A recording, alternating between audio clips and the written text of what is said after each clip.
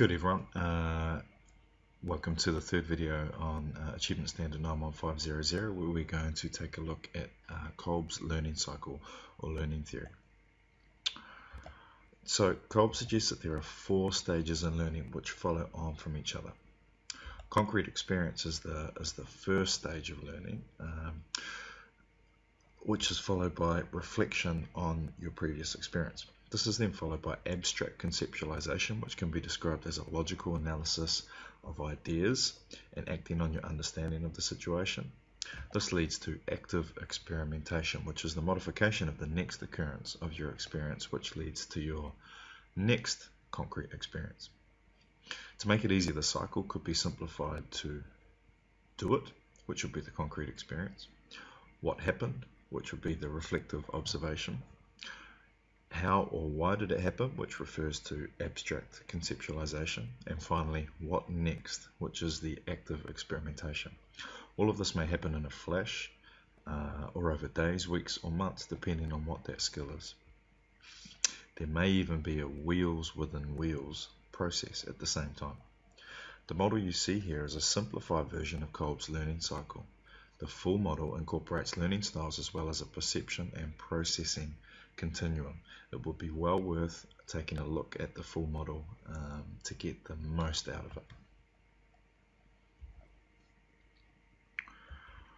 Kolb's cycle starts with a concrete experience. In other words, it begins with doing something in which the individual, team, or organization are assigned a task. Key to learning, therefore, is active involvement. In Kolb's model, one cannot learn by simply watching or reading about it. To learn effectively, the individual, team, or organization must actually do. The second stage in the cycle is that of reflective observation. This means taking time out from doing and stepping back from the task to review what has been done and experienced. At this stage, lots of questions are asked and communication channels are open to other members of the team. Vocabulary is very important and is needed to verbalize and discuss with others. Abstract conceptualization is the process of making sense of what has happened and involves interpreting the events and understanding the relationships between them. At this stage, the learner makes comparisons between what they have done, reflect upon, and what they already know.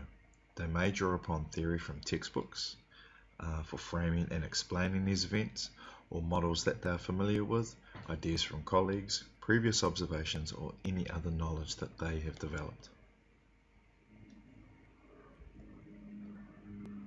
The final stage of the learning cycle is when the learner considers how they're going to put what they have learned into practice. Planning enables taking a new understanding and translates it into predictions as to what will happen next, or what actions should be taken to refine or revise the way a task is to be handled.